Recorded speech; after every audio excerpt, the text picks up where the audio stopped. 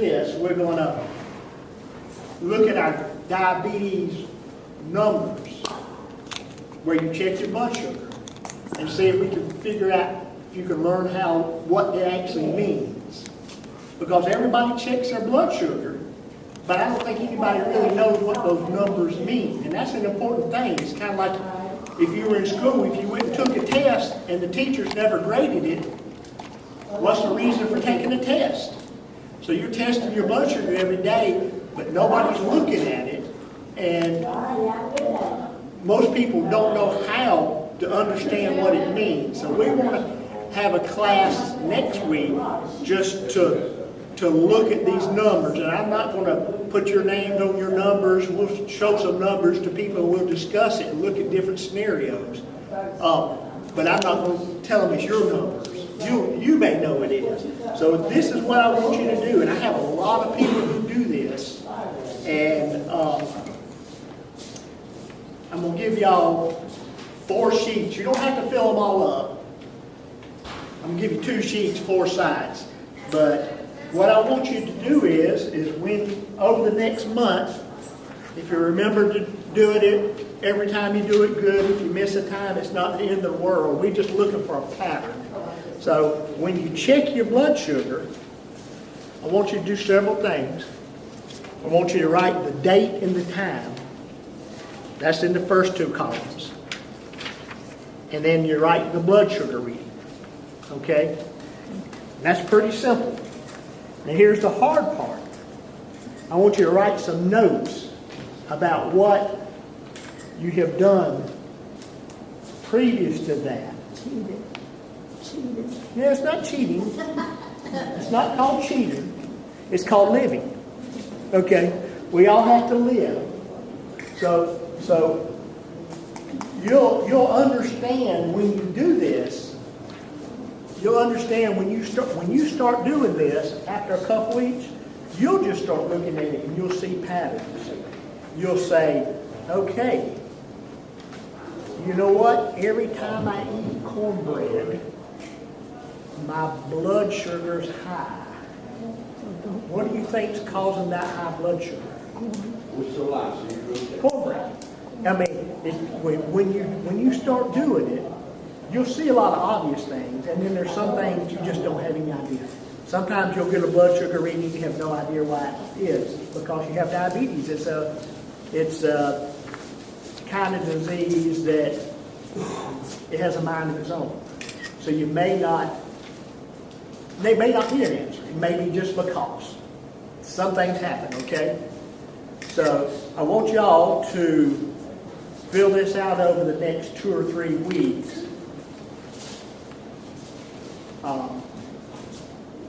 If you can, before the next class, I would love for some of y'all to bring this by the store so I can look at it and make some copies of it and put it up on the screen so we can look at it. So if I could get some of y'all in 2 or 3 weeks to do that, and so I can look at it. Huh? Yeah, I don't know. I got more if you lose them. Okay? So yeah, because if you don't want to do it, that's fine. This is, but we just want to try to get you to understand what those numbers mean. And once you learn what those numbers mean, you can do a better job of controlling your own blood sugar. Because as we talk all the time, the only person that controls your blood sugar is you. Your wife can't control it, the doctor can't control it, I can't control it, your children can't control it. The only person who's in charge of your blood sugar is you. So we want to get you used to looking at these numbers and thinking, what have I done that made it high? Maybe like come next Sunday when it's going to be 15 degrees and you don't get out all day and you check your blood sugar and it's high, you're going to write on that memo, it was really cold, I didn't get out all day, I stayed inside all day and didn't do anything. Well, no exercise will make your blood sugar high. Sometimes there's not a lot you can do about it, but you can say, well, next time it's cold, I'm going to walk around in my house. So that's the kind of things we're looking at. And everything you do affects your blood sugar. If you don't have diabetes, your body takes care of itself. It controls its blood sugar all day long. When you get diabetes, it doesn't do that. You're in charge of it. So that's going to be our homework, and we'll see how this works. And I'm going to bring some readings of a person I know who has diabetes, and they do this better than anybody I've ever seen, and puts down everything. And I'll show you some of their readings too. This person has terrible diabetes, so in order to live, they actually have to do it. All right. Now that we've done that, if anybody has any questions, just give me a call. You can call me at the drugstore anytime. If I'm not there, you can talk to David or Kim. They're smarter than I am. They're younger, their brains are still working at full force. So today I want to talk about traveling with diabetes. Okay? How many of you love to go places? Maybe you want to go see your children. Maybe you want to take your great-grandchildren to Disney World. I don't know why you would want to do that, but it's something we do. Okay? Yeah. It's just something we do. Okay? We love to go places. It's fun. You see exciting things. You relax. You kick back. My family's world's worst. My whole family, we go to the beach every summer. We go to the same place. We get up early in the morning. We go down to the beach. We stay down to the beach till 4 or 5 o'clock. We don't do anything but lay on the umbrella and play in the ocean. We don't do anything except for that. And that's what we like to do. People make fun of us when they see the pictures of us because we have this big, huge umbrella vision for my family because we're the palest family on the face of the earth. So it's just to get away and let your mind relax. So everybody needs to do that. Makes you feel better. Unfortunately, diabetes never takes a vacation. You go on vacation, your diabetes says, I'm going to just take a week off too. I'm not going to have any problems while we're gone. That's not true. Diabetes never takes a vacation, so your diabetes management can't take a vacation. And unfortunately, when you're traveling, when you're off doing things in a different environment than your home, normally your diabetes is a little bit more out of control than it is when you're in your controlled environment, which is your home. When you know what you're going to do every day. You know how much you're going to exercise, how much you're going to eat. When you're on vacation, everything is unexpected. So we want to just give you a few ideas about how to do this. Those of you who haven't heard me say this 1,000 times or are new here, there's 2 types of diabetes we talk about. Type 1, which means you don't make any insulin or make very little insulin. And type 2, which most of you have, where you may make plenty of insulin, but maybe your body doesn't know how to use it anymore. And which one is worse? I'll ask this everything. Which is worse, type 1 or type 2? They're all bad. They're all bad. They're all diabetes. It doesn't matter why your blood sugar is high. It's high. So it doesn't matter if you have people say, oh, I just have type 2 diabetes. That's not bad. It's the same thing as high blood sugar. It doesn't matter which kind you have. It's high blood sugar. So just remember that. People say, oh, I just got type 2 diabetes. It's not bad. No, it's just as bad as type 1. And then we'd like to talk about this 3-legged stool, and this is what you have to do to control your diabetes. Diet, exercise, and medication. And you're really the only ones that can take that. You can have some help. You can get some people to help you with what kind of diet you do, but if you don't follow it, it doesn't work. You can get somebody to tell you exercises to do, if you don't do them, it doesn't work. You can get the doctor to prescribe medications to help you, but if you don't take it correct, it doesn't work. You're in charge. Now, you got people who can help you with it, but you're in charge. And if you don't do all three of them, the stool falls down. You got to have all three legs for that stool to work. So, what should our blood sugars be? Byron, what did you say yours is in the morning? I think for the last week, it's been 100, 102, 100, and this morning it was 107. Yeah. And I didn't understand that. Yeah. And that's really good. It's been being in the 90s. Yeah, that's still really good.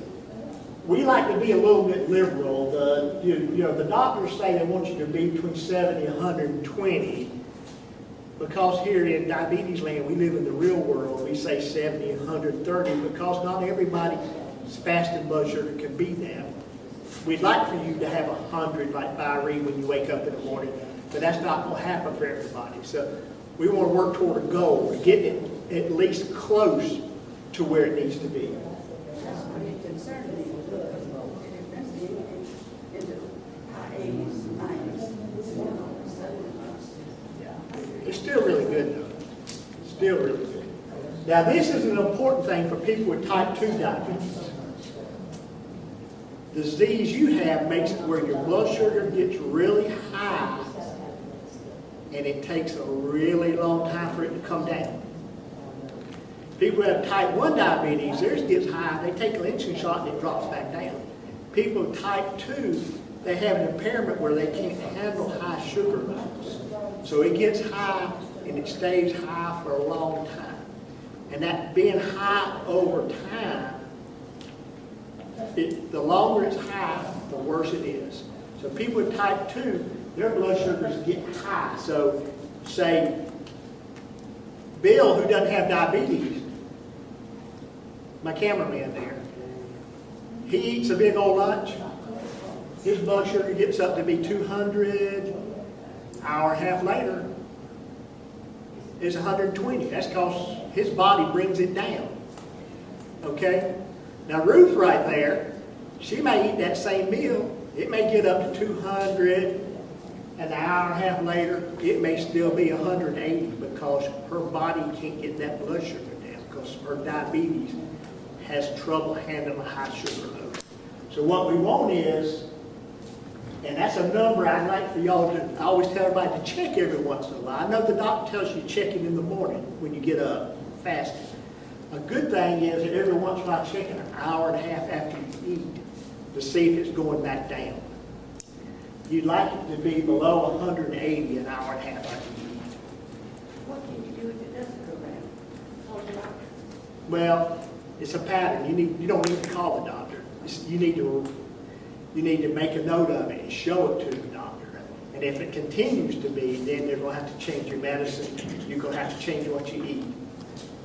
And I haven't had that problem, but I just wondered. yeah, and that's not an emergency thing, because that's what happens with people with type 2 diabetes. It's pretty common, and that's what we want to try to get that blood sugar down an hour and a half, 2 hours after you eat. Keep you from getting all that damage for diabetes. If you use the log that Steve gave you, then that helps track times. Right. And you can see patterns. Yeah. Because if you do it every morning and don't ever check it an hour, hour and a half after you eat, Yeah. then you don't know. Yeah. So if you vary it and log it, then that's why he pointed out the dates and specifically the time of day that you took it. So you're looking at a different, I guess, pattern of what your sugar is doing.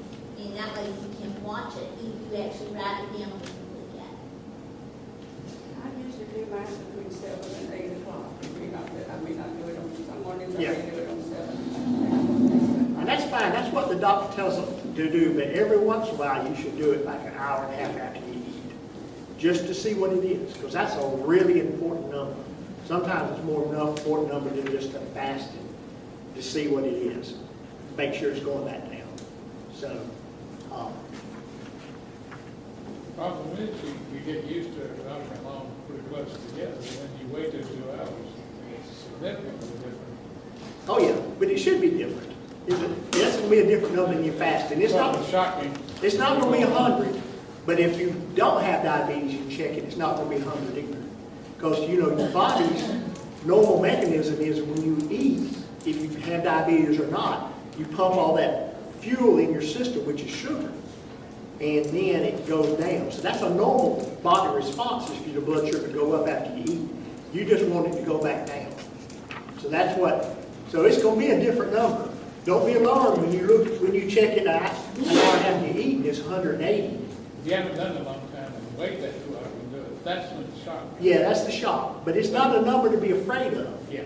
It's just an important number. But I think the good thing is what you're doing on the sheets you handed out, is that last column. You can do the first 3 all the time, and you're not gonna learn very much. Not gonna learn. What you put in that last column, what did I eat last night? That's right. Because it continued to be so high this morning. Right. What did I eat for lunch? You know, and my blood sugar's still high 2 hours afterwards, you know. Did I take a 30-minute walk? Yeah, did I take a 30-minute walk? And it's normal. Did I walk 30 minutes at 1 o'clock? You know, those kind of things make a big difference. Okay. What's the first thing y'all think about when y'all think about going on vacation? Get everything you need. Oh no, the first thing I think about is, man, where am I going to eat? What am I going to do? Where am I going to stay? I got to go get on the internet. I got to start looking at some of those things we can do. I got to plan some trips. Nobody thinks about their diabetes when they're starting to go on vacation. We're going on vacation. Okay? Yeah, so you really need to start thinking about your diabetes early when you're planning a trip, because it's not going to be your main concern. You got to give yourself some time to plan. So you know, if you're going to take a vacation 6 months from now, 2 months before your vacation, start trying to get some stuff together, see what you can do. One thing you should do is, and this may be something the next time you go to the doctor, you may want to talk to them about it. You know, say, hey, you know, I'm planning on going on vacation in 6 months. I'm going to just say this is a lot of people do this, and it's a hard trip to do. Go to the Holy Land. That's a really hard trip to do, especially if you have diabetes. So, you know, you say, me and my friends are planning on going to the Holy Land, you know, next March.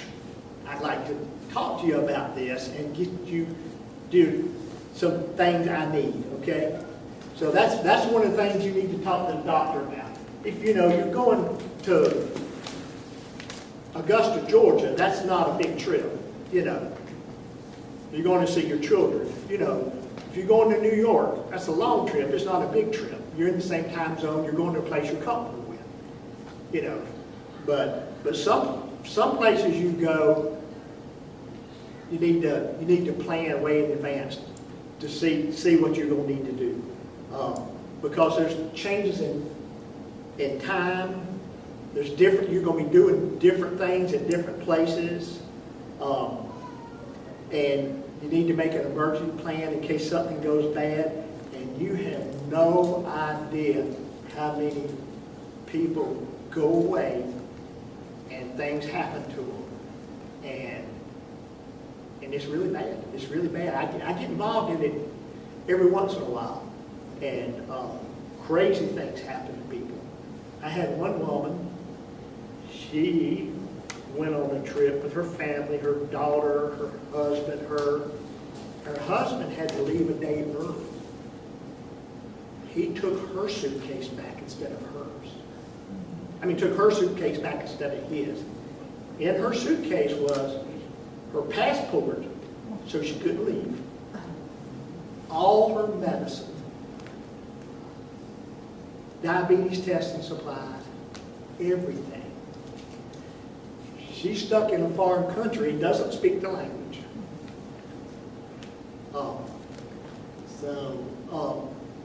It was several days before she could get home. It was several days before she could get home.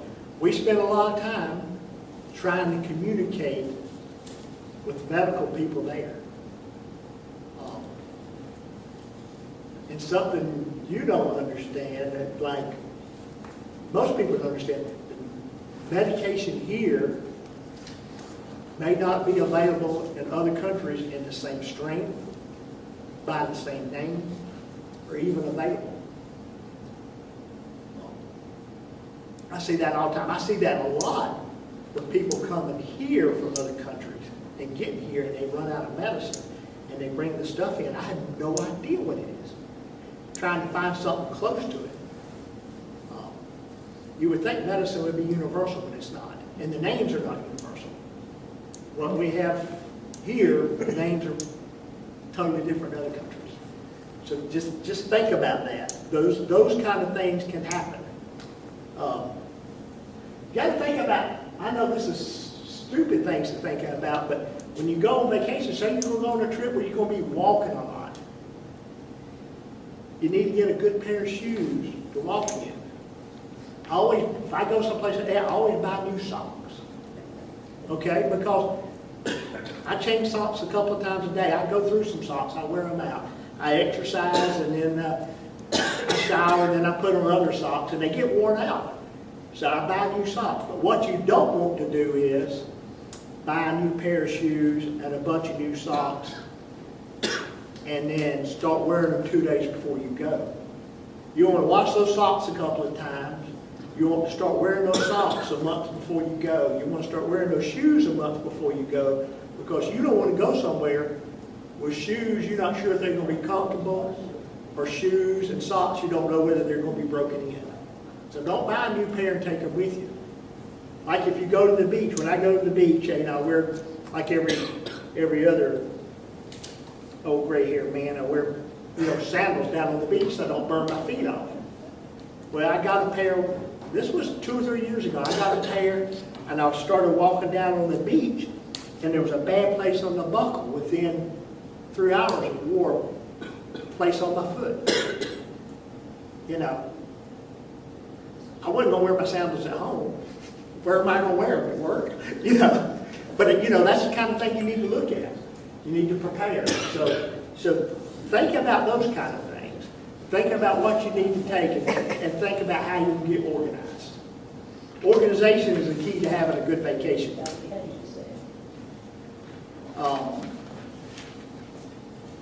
Research your destination.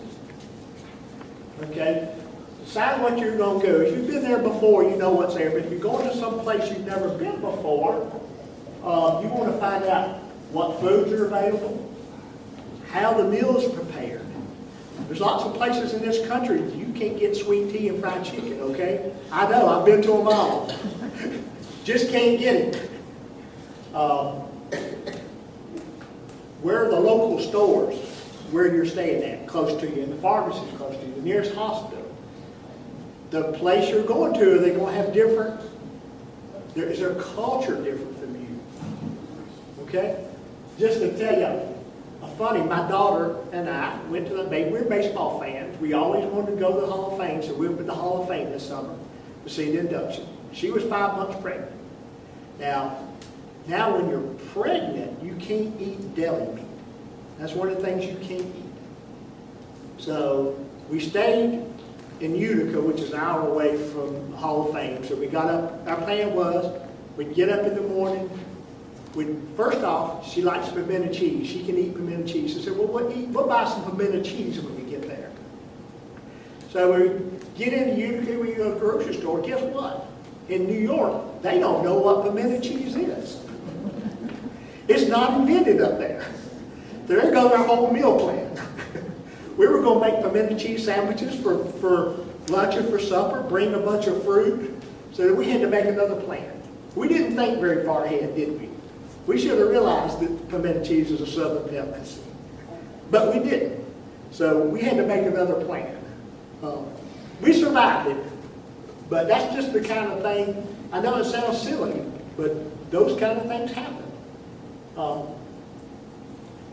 I an aunt and uncle who I love to death, and they lived in Arizona, lived in a retirement community in the mountains of Arizona. They lived there since the 50s. They lived a different lifestyle than me and my family, than my parents. My parents never ate Mexican food in their entire life. We go visit Dot and Mel, guess what we had? Tex-Mex every meal. That's what they ate. My mother and daddy thought it was awful. They couldn't believe it, that they would feed them that. You know, it's what they eat there. So, you know, different places have different ideas of what they do. In Arizona, we would get in the car and say, well, we're going to go over here to eat. It's 2 hours away. Everything's 2 hours away. You know, we had no idea what that meant. I'm used to going over here to eat. It's 5 minutes. No, 2 hours. Diane can tell you that. She's ridden through the desert with us for 3 or 4 hours and not seen anything but sand. I wondered if you had the patience to do that. Well, and we had small children at that time, which kind of equates to having diabetes too, because those kids like to eat on the schedule. Yeah. So if you got to prepare to take a snack or take, know what your timing is. If they say, oh, we're going over here in just a little bit, well, if that's 2 hours later, your diabetes may not accommodate eating 2 hours later. So you got to look at what your timing is with things. This is something people make a mistake of when they're going off somewhere with friends and family, whether it's a close trip or far trip. Let them know that you have diabetes and you may have some special needs, okay? Because some people like Steve will go all day without eating. And I make people mad because I don't think you need to stop to eat. Well, you got to let the people know with you that eating on time is really important, okay? Maybe you have a bad hip, which doesn't have anything to do with diabetes, and you need to, every hour, you need to stop for 15 minutes to sit down and rest. That's another thing you need to let people know. So they'll understand before you go of what you need to do, that you have some special needs. It's not that you're different, you just have some special needs. And most of the people you're going to go with, they're going to have some special needs too. And you can probably negotiate what you're going to do. It's really not a problem. So, and, sometimes you tell people stuff and we don't listen. So, write a list down of some things you might want to look at doing, to make it where your trip's more enjoyable, and give it to them. So that's just another thing to do. You got to take medicine at a certain time. So, they may not understand that. They may not take medicine. They may not understand you have to take your medicine at a certain time, and you've got to be able to do that.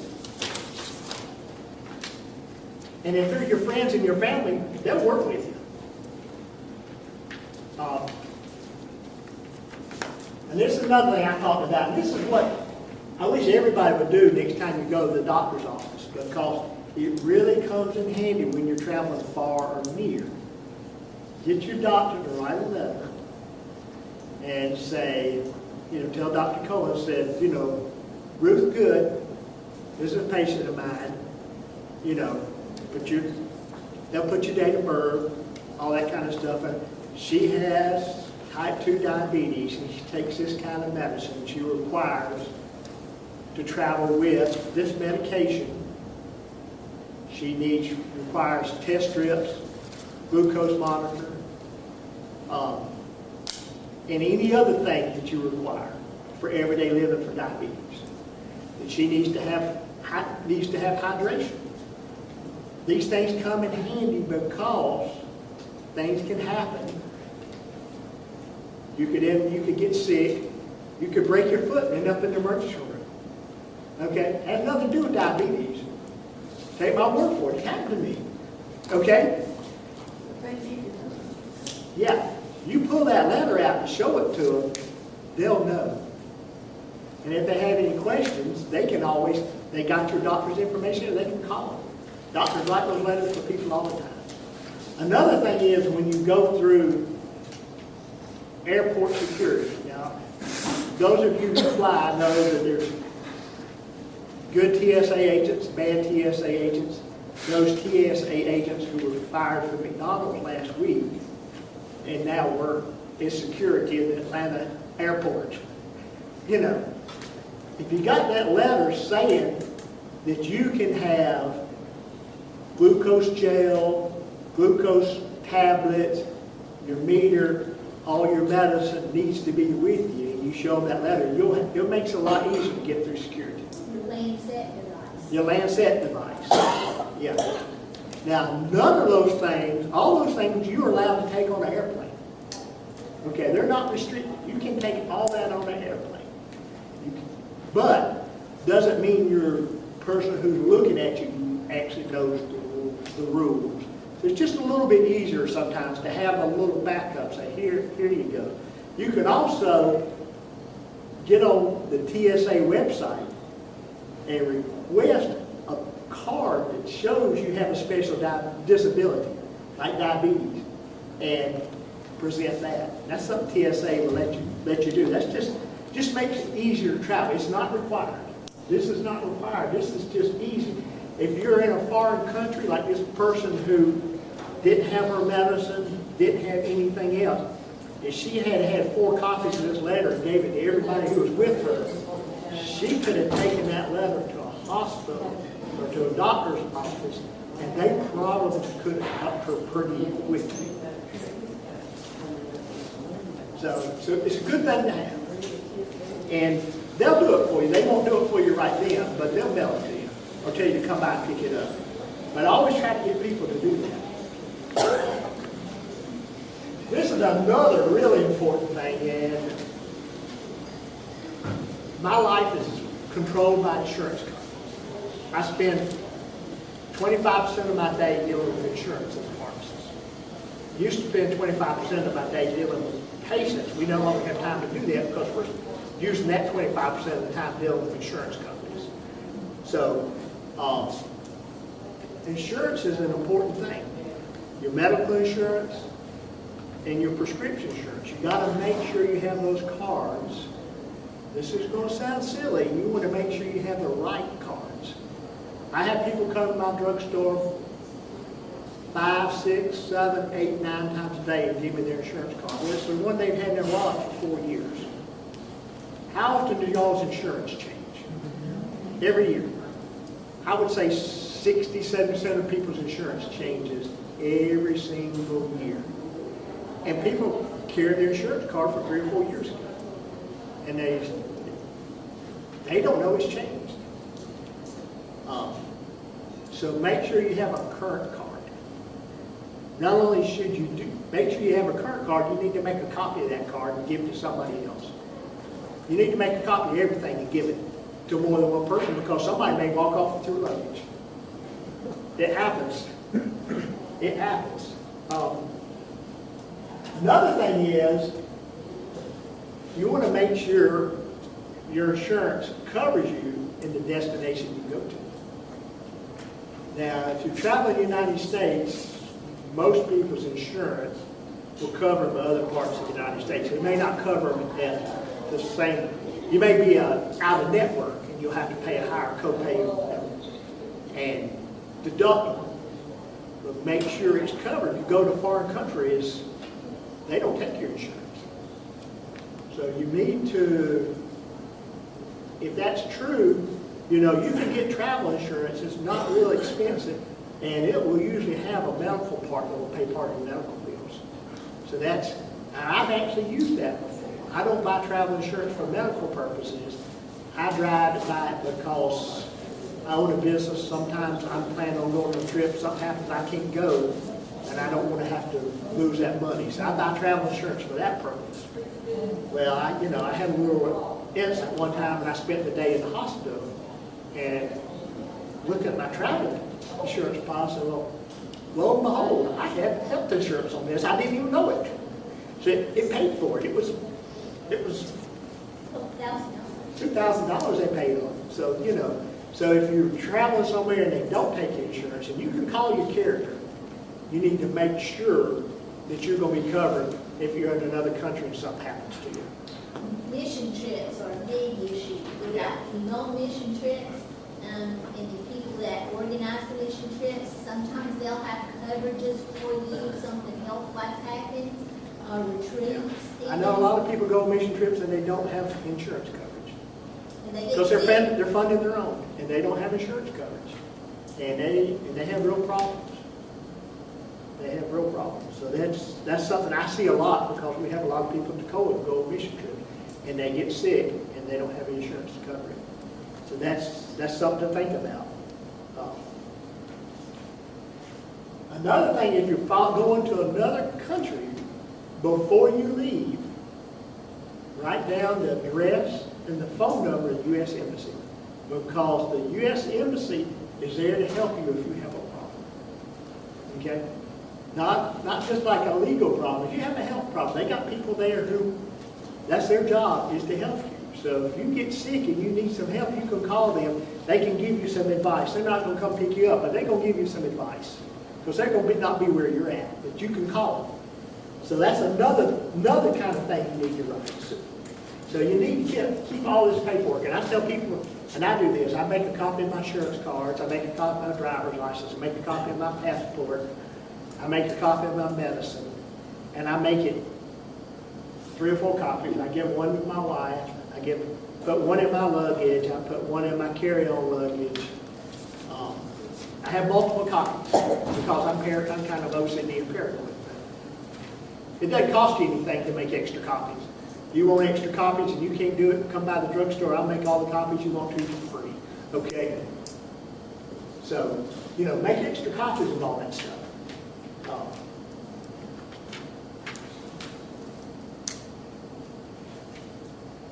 And I talk to you about this not only when you're traveling, but every day you need to have a list of your medicines.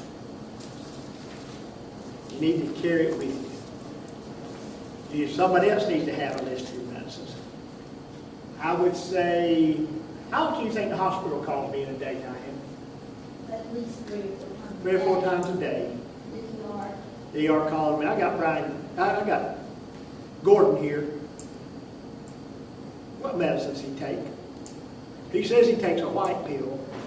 Yes, he does. Yeah. But you know, if you have a heart attack or a stroke, they need to know what kind of medicine you're taking before they decide what to do for you. So if you have that list, and your loved one has that list, your friend has that list, it's a lot easier. Pharmacy can give it to you. We've handed out little cards here before. I don't think I brought any today, little wallet cards. I'll bring some again next month to write all your medicine in. But that's really important to have all your medicine.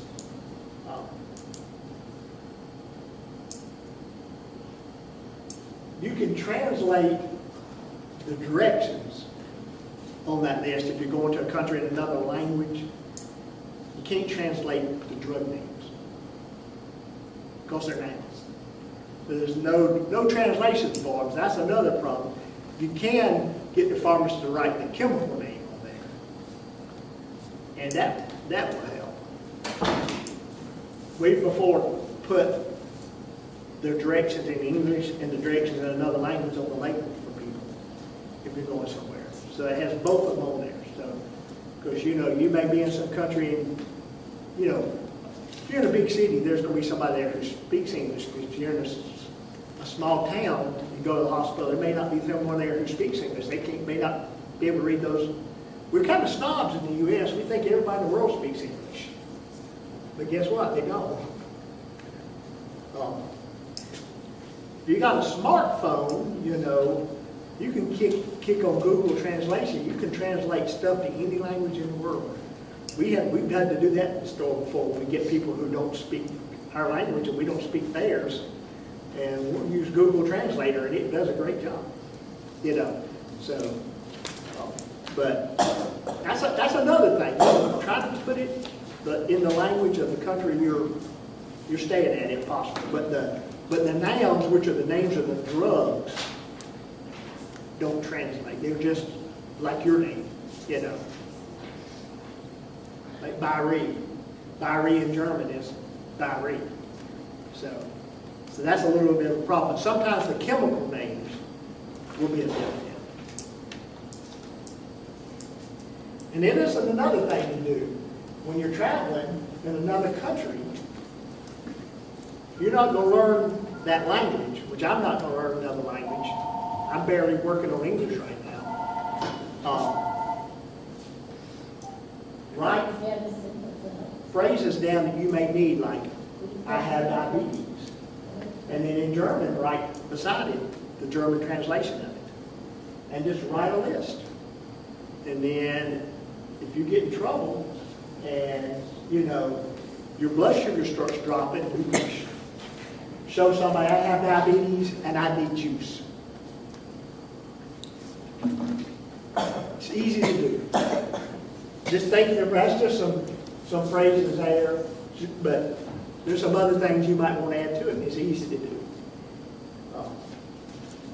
If you don't, have a computer and you can't figure out how to do Google Translation, there's lots of people you know who can help you with it. It's not hard to do.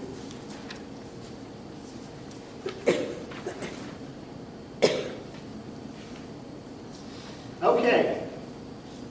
You need to bring everything you may need with you. Okay? I know that sounds crazy, but, and you probably need to bring twice as much as what you think you're going to need. And for your medicine, you need to bring extra medicine. So you need to pack your medicine in your carry-on bag. You need to pack the extra medicine in somebody else's carry-on bag. In case something happens to your carry-on bag, you've got extra medicine in the other bag. Okay? You need to divide it up. You don't need to put all of it in yours. You need to have double the strips you think you need. You may need an extra battery for your machine, which costs you $1.50. It's good insurance to have. Or if you get another machine, take another machine with you, because those things go bad, and you may not be able to get the machine that works with your strip wherever you're at. So it's just insurance. And machines are really little. It doesn't take much to carry an extra one. And you can get a lot of machines for free. So some of them are a little bit harder to get, but a lot of them are easy to get. You may have a little bit of problem getting extra medicine because some insurance doesn't want to pay for more than 30-day supply, things like that. Talk to your pharmacist. Give him time to work on it. We can usually call the insurance company and say, hey, this person needs what they call a vacation supply. Most insurance companies will let us do that and give you an extra 30-day supply. Doesn't mean they all will, but most insurance companies are pretty good about that. So you can take extra with you. Another thing is, I know a lot of people have one prescription bottle and they got 10 different pills in it. When you go in places that doesn't fly, you need to have them in the bottles with the pharmacy label on it, with the directions on it. So if something happens to you, somebody will know what you're taking. It's got those skinny little bottles like you grab. Yeah, but if you've taking a lot of medicine, that's another problem. You got to. Each medicine in Yeah, a separate little yeah. skinny bottle.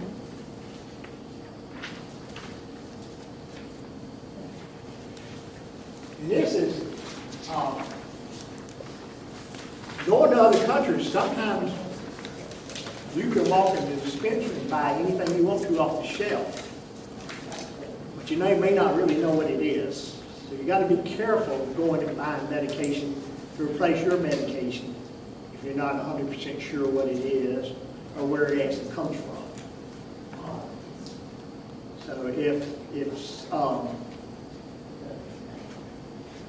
So if something would happen to you or your medicine, you need medications. You got that letter, hopefully, it has all your medicines. You got your drug list, it has all your medicines on it. If you need it, my suggestion is maybe go try to find a physician somewhere to see, or go to an emergency room somewhere to see if they can help you get what you really need. Because some of these places where you walk into, you really don't know what you're buying. I don't mean to be ugly, it's just a fact. And some of it is perfectly fine, but some of it is not. All right, I don't know who here takes insulin. I don't think we have. Okay, insulin is just like Goldilocks. It doesn't like it when it's too hot. It doesn't like it when it's too cold. It likes it just right. Okay, so you can travel with insulin for up to 30 days at room temperature, and it's comfortable. But if you get it too cold, if you stay in one of those hotel rooms and they got to refrigerate it, and the temperature goes from 25 degrees to 8 degrees in that refrigerator, or you leave it in your car or things like that, it's going to get ruined. But you can carry it with you unrefrigerated as long as it's comfortable, and it's comfortable is 72 degrees, what we think is comfortable. If you're comfortable, your insulin will be comfortable. But don't leave it somewhere where that temperature is going to go high or low. Don't leave it in your car. Don't put it in your checked baggage, because that cargo hold gets really cold. So carry it with you. Okay? Don't leave it in your trunk. Don't leave it in your car. Don't leave it in your car, period. That's the worst place for you. Insulin is in your car. Okay.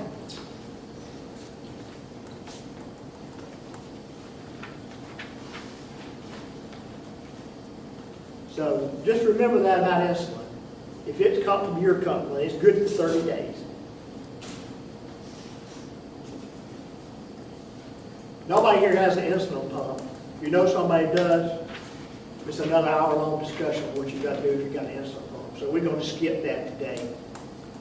Somebody needs to know, they can come talk to me.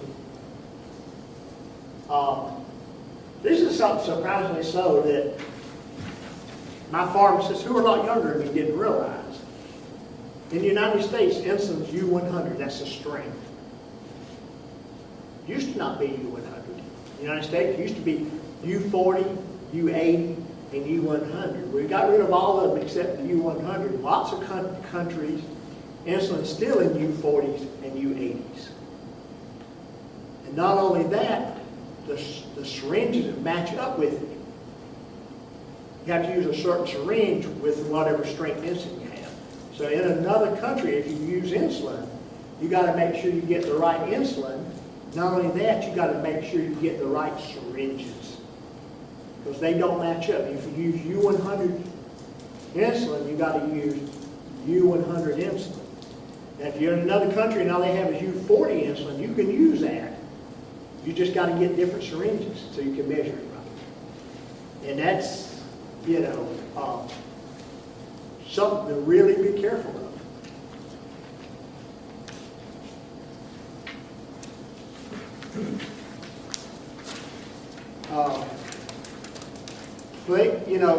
You got your medicine, you take a W medicine. You got to take plenty of stuff to test your blood sugar with too.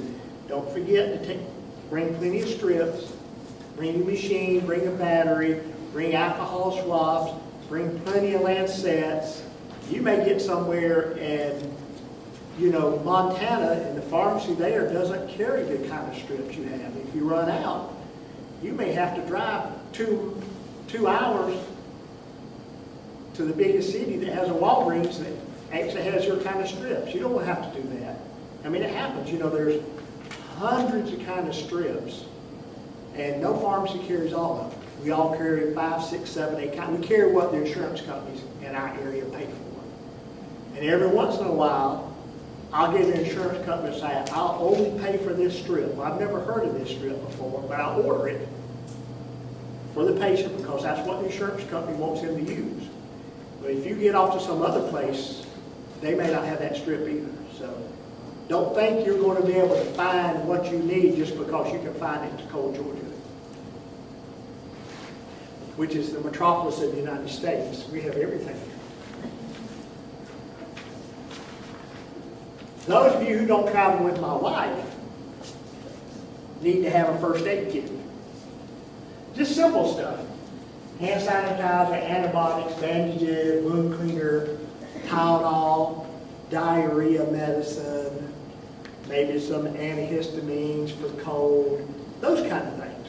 Stuff you get. Now, my wife has everything in her pocketbook. If you don't believe it, ask my brother, because when we travel with my brother and my sister-in-law, and he's just amazed anytime he needs anything, she's got it. So I don't worry about the first aid kit. But if I go without her, I pack one. So any of those kind of things you might need, when you go on vacation, you eat something that upsets your stomach, you need some heartburn medicine, you get diarrhea, you need something for that, get those kind of things just so you'll have it. Especially if you have diabetes, nausea and diarrhea really messes up your diabetes.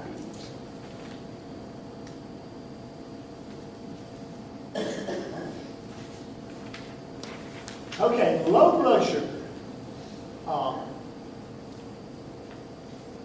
Say you're going to the happiest place on earth, Disney World, and you're walking all day. You're taking your grandchildren, your great-grandchildren, you're walking all day, they're not letting you stop to eat. What's going to happen? Your blood sugar will go a little low. So what's going to happen? So, you've got to try to eat some snacks along the way to keep your blood sugar up, okay? We do different, we're in a different routine when we're on vacation. We don't do what we do here. So you don't do the same thing to keep your blood sugar either low or high. Same thing's going to happen with high blood sugar. When you get high blood sugar, when you're sitting on an airplane, when you're flying for 10 hours on an airplane and not doing anything, and you're eating snacks, your blood sugar's going to go up. And then you need to hydrate yourself. You need to drink plenty of water. And I don't know how many of y'all fly, but when I fly, the stewardess brings me a cup of water that's about that high. Yeah. So you can tell that stewardess, I have diabetes, I have to be hydrated, I need some water. Or do like I do. You can't carry this through security. So once I go past security, I go to one of those places where they sell you bottles of water for $3 and I buy me a couple of them. So it's just easier than arguing with the stewardess, okay? I just buy, once I pass my security, I buy me water. I got water for my trip. And I pack lots of crackers because I know that little pack of pretzels should last me on that 4-hour flight to LA. But sometimes it doesn't. So take plenty of snacks. If you're going to be out going somewhere, if you're going like on a big huge trip, like I say, you're going to Jerusalem and you're going to be gone all day long, take you something to eat. Does their food bother diabetics? I'm sorry, Their what? food, their type of food. Well, cooking. a lot of people don't like it. That's the biggest thing. You find the things you want to eat. But you're going to be on the run. And Diane and I went to a trip to Alaska several years ago. And part of the trip was we took a bus tour in Alaska. Well, they had a different idea of a bus tour than I did. They had a schedule to meet, and they weren't to stop for anything. It got to be the joke on the bus was the drivers would say, "Oh, there's the Messiah. Oh, you missed it." He wouldn't stop for anything. I mean, it was ridiculous. So you didn't get to eat. So if you didn't bring food with you, you were going to starve to death. So you get those situations that you don't know what's going to happen, and you don't realize what's going to happen, and you got to be prepared for it. So take food with you that you can eat. I know you're going to be taking a whole sack full of stuff. You're going to be taking medicine, food, all that kind of stuff. That's what you got friends for. They can carry some of it too. That's why you go talk to them before you go. A backpack. A backpack. A backpack is easier. Yep. The backpack is easier than the black hole purse. Yeah. Because it doesn't wear out. And then Steve has a backpack and he has a fanny pack. Yeah. Yep, backpack Yep. works great when you travel for all your supplies and snacks. What if you're riding in a car for a long period of time, you get car sick, or you're in an airplane and you get air sick and you can't eat. Your blood sugar's gonna drop. So, you know, you need to be able to drink some sugar-containing drinks, not sugar-free drinks, sugar-containing drinks to keep your blood sugar up. I know people with diabetes say, well, I don't drink sugar drinks, but sometimes you need to. That's the kind of thing you need to think about, because people do get car sick. I know a lot of people who drive from here to Hiawassee, and they're, you know, they're ready to put them in a hospital by the time they get there. Yeah, so, you know, that's the kind of thing you gotta think about. Time zones, and this is a really hard thing to deal with. Say, I just like to use this because this is a long trip and a lot of people make it. It's a hard trip to make. Say you're going to go to Jerusalem. You're going to leave at 7 o'clock tonight. When you get there, it's going to be 7 o'clock their time. Okay? Travel time and the distance, it's going to be 7 o'clock their time. So you're going to get there at the same time you left. And you're going to be gone 10 hours. But all the time difference, 12 hours. The time difference and all that is going to make it so you're going to get there about the same time you leave. So that's really hard to deal with, especially medication-wise, fatigue-wise. You're exhausted. And and I talked to Gordon over here about it. We've made a couple of long trips, and we've gotten there in the middle of the night, and we just go to our room, sleep until daylight, and get up pretend like it's another day. You don't feel good, but at least you can do it. But your medicines are now off schedule because they may be off by 5 or 6 hours. And then depending on what medicine you have, it may be a problem. And that's something, if y'all do that, come talk to me or talk to your pharmacist, and let's see what kind of medicines you take. And see, a lot of these medicines you take work for 24 hours, and that's okay. Just keep on taking them the same time, at Georgia time every day, and you'll be okay. You know, a lot of you medications, they take this with food. Yeah, and that's true. But some of them you just want to stay on the same Georgia time as you're on now. But some of them you want to take with breakfast because you want to cover the food you're eating. So that's going to be a little bit of a change. And so if you are traveling and you're changing several time zones, come talk to us, and we'll look at your medicine and see what we need to change. So a lot of them you won't have to change, but you may just want to stay on Georgia time taking your medicine instead of wherever you're at, and keep it constant. And that'll make it easier when you come back too.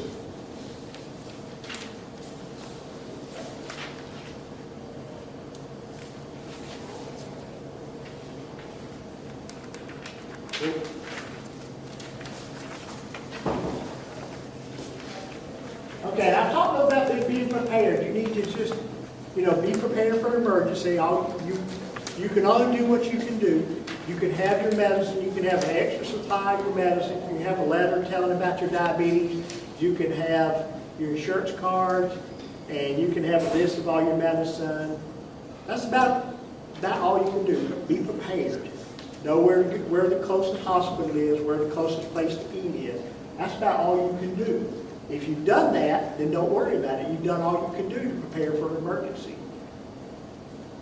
Steve, all this stuff you mentioned is great when you're traveling locally or internationally, but I would want to mention when you're making these copies of things, be careful to make sure when you give them somebody, they know this is important personal information. Oh, yeah. And because unfortunately today, people doing the dentist stuff and all that. Oh, yeah. So You're right. you do want to just be mindful of that. Nothing, you do need to do everything Steve said, and just be sure you've got people who know it's important information. Yeah. And I wouldn't give it to somebody. I would show it to somebody.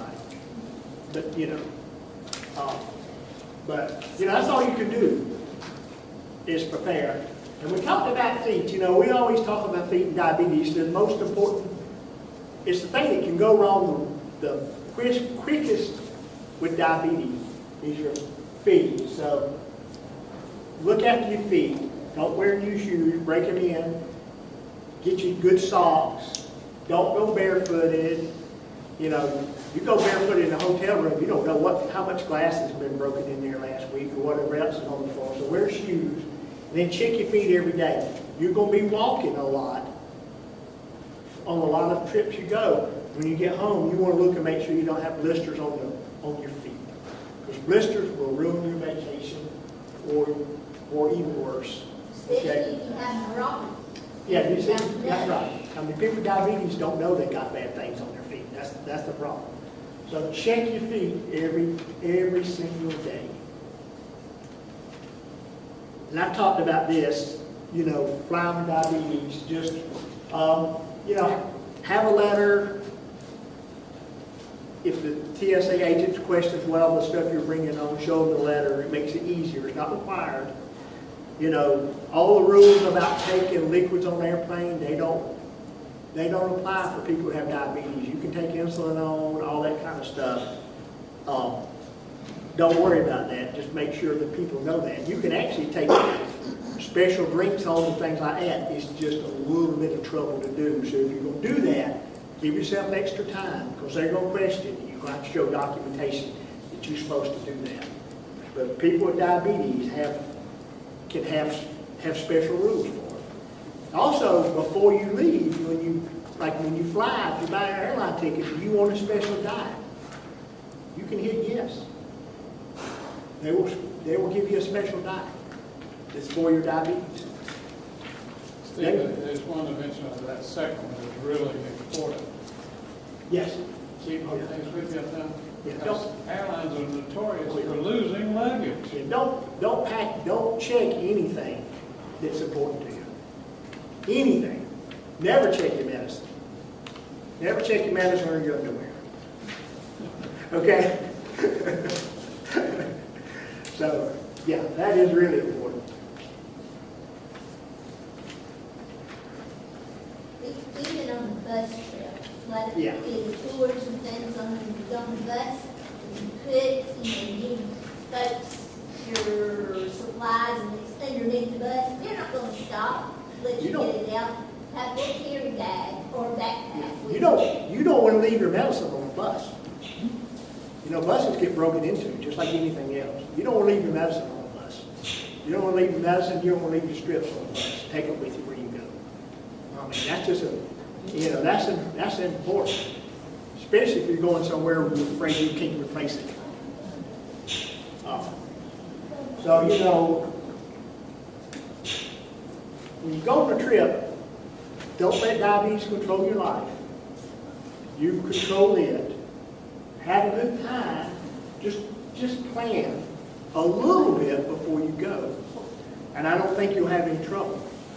But the biggest thing is you're going to be either using more sugar or less sugar than you do at home, depending on what kind of vacation you have.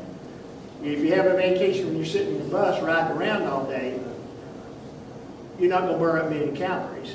If you're going to somewhere where you're going to be walking all day, you're going to burn up a lot of calories.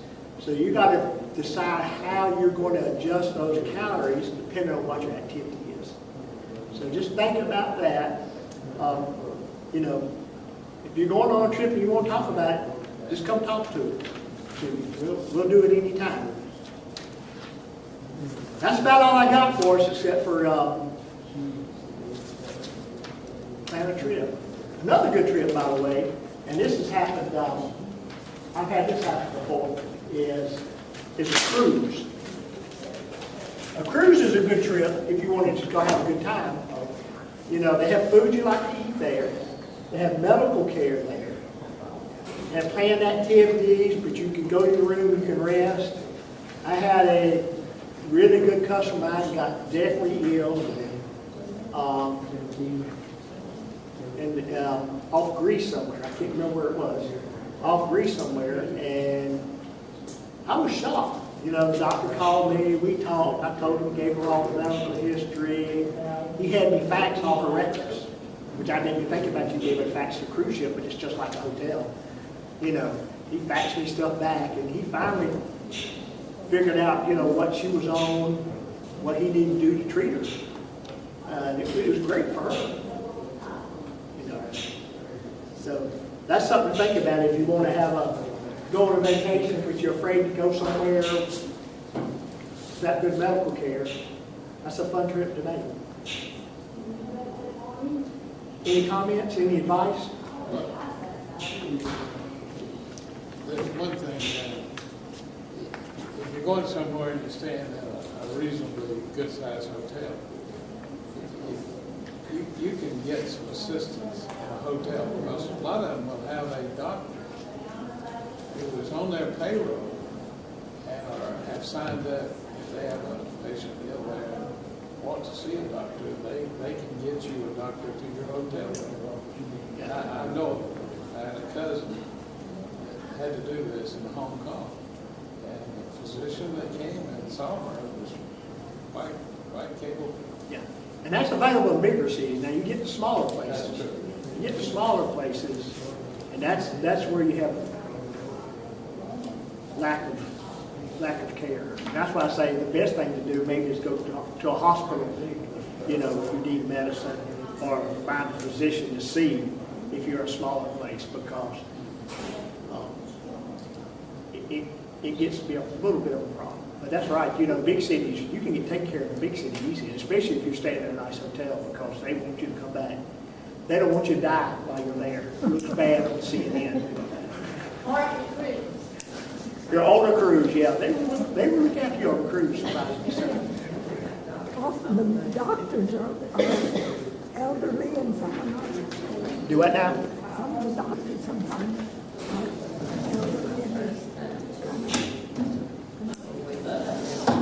Yeah. well, better than nothing. Yeah. I suppose it's better than nothing. Yeah. You know, you see a lot of these doctors, you know, crews that are retired, but it's not like they hadn't practiced for 40 years, you know. I'd rather see somebody who's been practicing medicine for a long time than somebody who's been practicing medicine for a short time. Experience is an awful good thing to have in life. Something you can't learn experience. You can only experience it.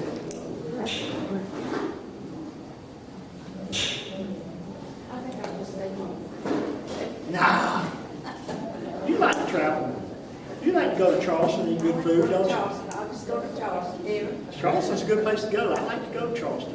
Food can really. Your food will ruin you, yeah. Your food will kill you. See if I set that up right. Grits. Yeah.